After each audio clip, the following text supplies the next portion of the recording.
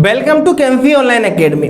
अपन पढ़ रहे थे क्लास 12th का चैप्टर नंबर फर्स्ट ठोस अवस्था। और आपको बता दें ठोस अवस्था चैप्टर क्लास 12th का जो कि पहला चैप्टर है यह समाप्ति की ओर है। मतलब आज इसका लास्ट लेक्चर होगा अपने बीच।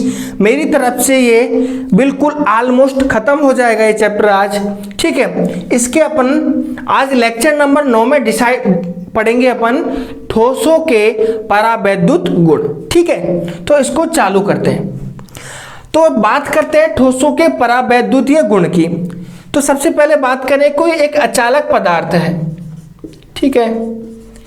अचालक पदार्थ में क्या होता है, इलेक्ट्रॉन क्या स्थिर अवस्था में रहते हैं। किस अवस्था में रहते हैं? स्थिर अवस्था में रहते हैं, इसीलिए ये अचालक कहलाते हैं। अब इस अचालक पदार्थ को स्थिर अवस्था में इसको अपन किस में रखेंगे? विद्युत क्षेत्र में रखेंगे। तो विद्युत क्षेत्र में रखने पर अपन को पता चला जो अपना अचालक पदार्थ था जिसमें इलेक्ट्रॉन स्थिर अवस्था में थे, विद्युत क्षेत्र में रखा तो क्या हुआ? इलेक्ट्रॉन का गमन बिल्कुल भी नहीं हुआ, या बोल सकते हैं इलेक्ट्रॉन ट्रांसफर नहीं हुआ। अब क्या देखते हैं, अचालक पदार्थ को अपन ने जिसमें इलेक्ट्रॉन स्थिर अवस्था में होते हैं विद्युत क्षेत्र में रखा तो इलेक्ट्रॉन का गमन नहीं हुआ, ठीक है। तो किस क्षेत्र में रखा अपन ने इसको? सबसे पहले विद्युत क्षेत्र में।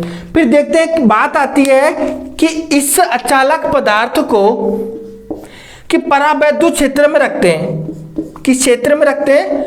परावैद्युत क्षेत्र में। तो देखते हैं होता क्या है, परावैद्युत क्षेत्र में जैसे रखते हैं इसमें आघूर्ण, द्विध्रुव आघूर्ण उत्पन्न हो जाता है। कौन सा? द्विध्रुव आघूर्ण उत्पन्न हो जाता है। तो पता चला कि अचालक पदार्थ को विद्युत क्षेत्र में न रख के परावैद्युत क्षेत्र में रखा, उसमें द्विध्रुव आघूर्ण उत्पन्न हुआ। इस प्रकार के प्रभाव को ठोसों का परावैद्युतीय प्रभाव कहलाता है या ठोसों का परावैद्युतीय गुण कहलाता है। इसके आधार पर इन ठोसों को 4 प्रकार से बांटा गया। कौन कौन से 4 प्रकार से इस परावैद्युतीय गुण को बांटा गया वो आपके सामने बताते हैं, ठीक है।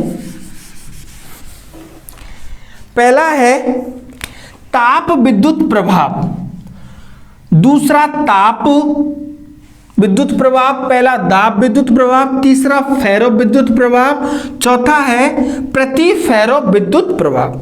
तो इसको अपन बारी बारी से एक एक करके इसको डिस्कस करते हैं। तो सबसे पहले डिस्कस करते हैं अपन दाब विद्युत प्रभाव के बारे में, ठीक है। तो दाब विद्युत प्रभाव के बारे में सबसे पहले डिस्कस करते हैं। माना कि कोई पदार्थ है, क्रिस्टल है,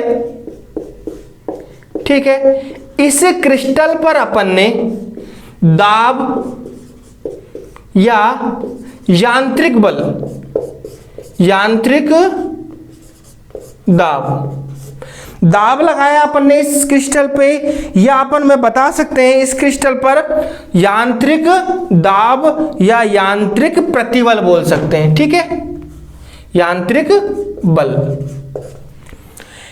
दाब विद्युत प्रभाव में किसी क्रिस्टल पर दाब या यांत्रिक बल लगाने पर क्या होता है? विद्युत क्षेत्र उत्पन्न होता है। एक बार पुनः सुनना, किसी क्रिस्टल पर दाब यांत्रिक बल लगाने पर विद्युत क्षेत्र उत्पन्न होता है। इस प्रकार के जो प्रभाव उत्पन्न होगा, इस प्रकार के जो क्षेत्र होगा उसको अपन कहलाएगा दाब विद्युत। इस प्रकार का क्षेत्र क्या कहलाएगा? दाब विद्युत प्रभाव कहलाएगा। एक बार पुनः देखिए अपा कि किसी क्रिस्टल बात कर रहे हैं दाब विद्युत प्रभाव की। किसी क्रिस्टल पर दाब या यांत्रिक बल लगाने पर उसमें विद्युत क्षेत्र उत्पन्न हो जाता है, ठीक है। तो उस विद्युत क्षेत्र में उत्पन्न होने के कारण उस प्रभाव को दाब विद्युत प्रभाव कहेंगे, ठीक है। अब इसके विपरीत बात करते हैं। माना कि ये परिभाषा हुई किसकी? दाब विद्युत प्रभाव की। अब माना कि किसी क्रिस्टल पर दाब नहीं लगा के विद्युत क्षेत्र लगा दें अपन। कोई बोलते हम तो दाब ना लगाएं सर, हम तो विद्युत क्षेत्र लगाएंगे। ठीक है भाई साहब, लगा तो विद्युत क्षेत्र, लेकिन होता क्या है, विद्युत क्षेत्र लगाने पर उस क्रिस्टल में क्या हो जाती है? विकृति, या बोल सकते हैं अपन उसमें विकृति उत्पन्न हो जाती है।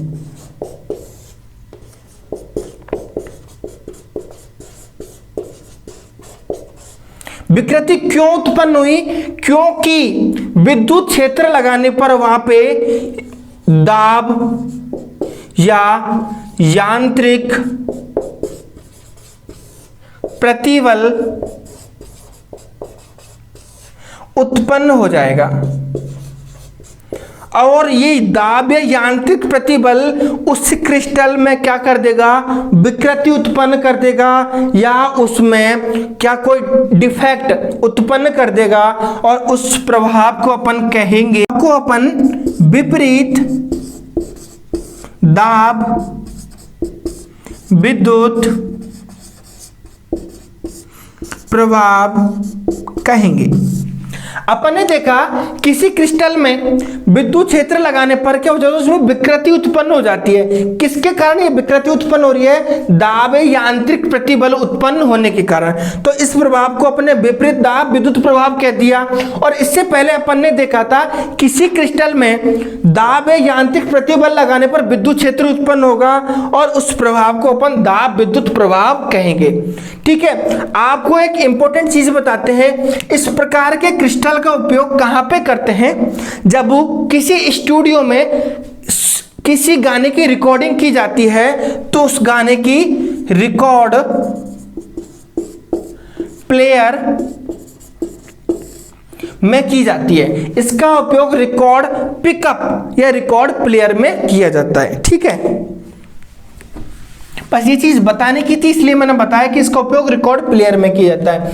ये खत्म होता है अपना इसका ठोसों के विद्युतीय गुण का पहला टाइप, दाब विद्युत प्रभाव, ठीक है। इसमें अपन ने दाब विद्युत प्रभाव और विपरीत दाब विद्युत प्रभाव के बारे में पढ़ा। अब पढ़ते हैं ताप विद्युत प्रभाव के बारे में। माना को कोई क्रिस्टल है, इस क्रिस्टल में अपन क्या कर देंगे? ताप, इस क्रिस्टल में ताप बढ़ाएंगे, या किसी क्रिस्टल को गर्म करेंगे। माना कि किसी क्रिस्टल में ताप बढ़ाएंगे या गर्म करने पर उसमें क्या होगा? विद्युत क्षेत्र उत्पन्न होगा। माना कि किसी क्रिस्टल में ताप या गर्म करने पर विद्युत क्षेत्र जो उत्पन्न होगा, उस प्रभाव को अपन क्या कहेंगे? ताप विद्युत प्रभाव कहेंगे। बस इसके बारे में इतना ही अपनी बुक में दे रखा है कि किसी क्रिस्टल में ताप बढ़ाने पर विद्युत क्षेत्र उत्पन्न होगा, और उस विद्युत क्षेत्र के उत्पन्न होने के कारण उसको ताप विद्युत प्रभाव कहेंगे। सिंपल सी डेफिनेशन है कि जो परावैद्युतीय गुण है, माना कि अचालक पदार्थ था, उसमें विद्युत क्षेत्र में रखने पर कोई भी विद्युतीय गुण उत्पन्न नहीं हो रहा था, लेकिन अपन ने उसको परावैद्युतीय जैसे क्षेत्र में रखा, उसमें क्या हो जाता है, विद्युत क्षेत्र उत्पन्न हो जाता है। वो उत्पन्न किसके कारण हो रहा है, किसी क्रिस्टल को ताप बढ़ाया, विद्युत क्षेत्र उत्पन्न हुआ, ताप विद्युत प्रभाव कहा। अब दाब विद्युत प्रभाव में क्या कहा अपन ने, किसी क्रिस्टल में दाब या यांत्रिक बल लगाने पर विद्युत क्षेत्र उत्पन्न हुआ, उस प्रभाव को दाब विद्युत प्रभाव कहेंगे। ठीक है, अब बात करते हैं अपन फेरो विद्युत प्रभाव के बारे में, जो कि आपको बताएं बहुत ही इंपॉर्टेंट है, फेरो विद्युत प्रभाव। ठीक है, अब फेरो विद्युत प्रभाव, इसकी बात करें अपन कि कुछ दाब विद्युत क्रिस्टल, अब जो कुछ दाब विद्युत क्रिस्टल होंगे उनमें विद्युत क्षेत्र अनुपस्थित होगा। ठीक है, विद्युत क्षेत्र की अनुपस्थित होने के कारण तब भी उसमें द्विध्रुव आघूर्ण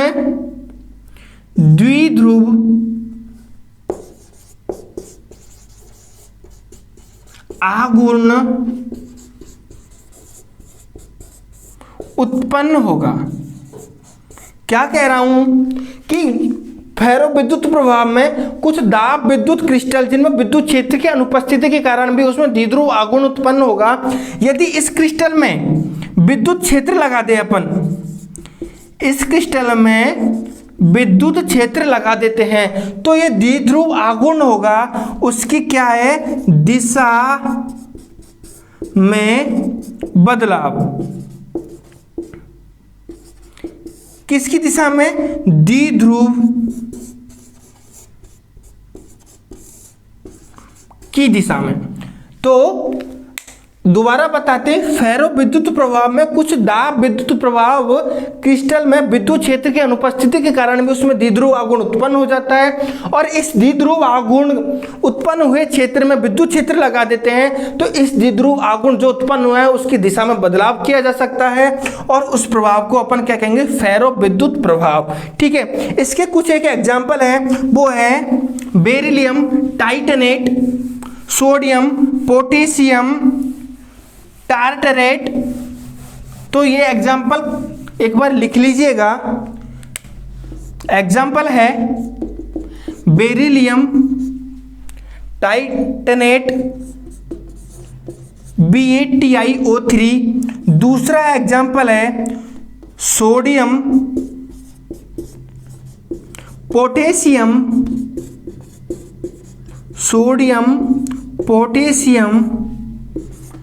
टार्टरेट। ठीक है, और तीसरा एग्जाम्पल है पोटेशियम K2 हाइड्रोजन और phosphate PO4। Potassium hydrogen phosphate, ये किसके एग्जाम्पल होंगे, ये एग्जाम्पल होंगे फेरो विद्युत प्रभाव के। Beryllium titanate, sodium potassium tartrate और पोटेशियम हाइड्रोजन फास्फेट, ये एग्जाम्पल हुए फेरो विद्युत प्रभाव के। अब अपना ठोसों के परावैद्युत गुण का अंतिम गुण बचाए, अंतिम इफेक्ट बचाए, प्रति फेरो विद्युत प्रभाव। बहुत ही सिंपल, बहुत ही सिंप्लिसिटी में है ये। आपको बताएं कि इस प्रकार के प्रभाव में, प्रति फेरो विद्युत प्रभाव, इस प्रकार के प्रभाव में जो द्विध्रुव की दिशा होगी, द्विध्रुव आघूर्ण की दिशा है, वो क्या होगी, एकांतर। एकांतर का मतलब होगा एक ही दिशा में होगी।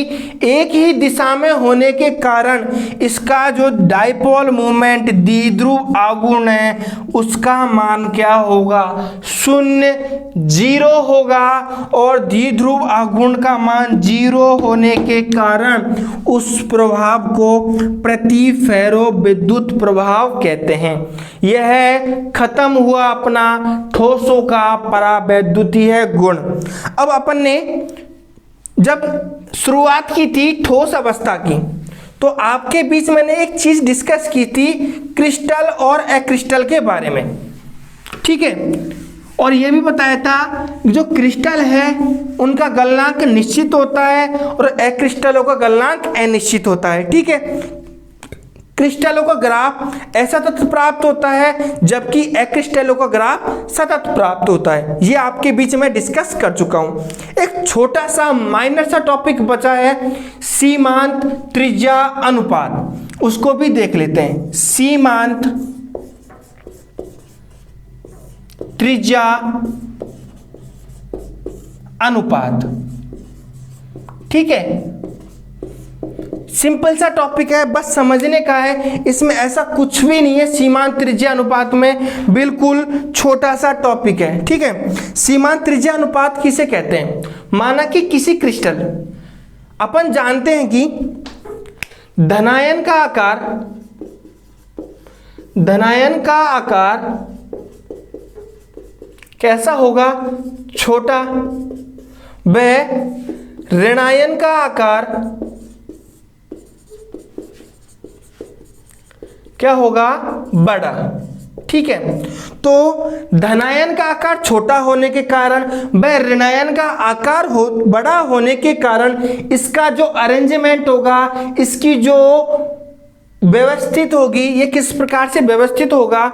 ये धनायन का आकार व ऋणायन का आकार इसके चारों तरफ होगा, ठीक है। इस प्रकार से एक क्रिस्टल का निर्माण होगा। तो सीमांत त्रिज्या के अनुपात से इससे मतलब है कि धनायन की त्रिज्या व ऋणायन की त्रिज्या के अनुपात को ही सीमांत त्रिज्या अनुपात कहते हैं। तो आपको बताएं सीमांत त्रिज्या अनुपात किसे कहते हैं? सीमांत त्रिज्या अनुपात किसे कह रहे हैं? धनायन की त्रिज्या आर पॉजिटिव, क्या बोले? धनायन की त्रिज्या व ऋणायन की त्रिज्या आर नेगेटिव। आर यहां पे साइन होगा त्रिज्या से, आर बराबर त्रिज्या, ठीक है। आर प्लस का मतलब होता है धनायन की त्रिज्या, आर माइनस का मतलब है ऋणायन की त्रिज्या। सीमांत त्रिज्या से मतलब हुआ धनायन की त्रिज्या व ऋणायन की त्रिज्या के अनुपात को सीमांत त्रिज्या अनुपात कहते हैं।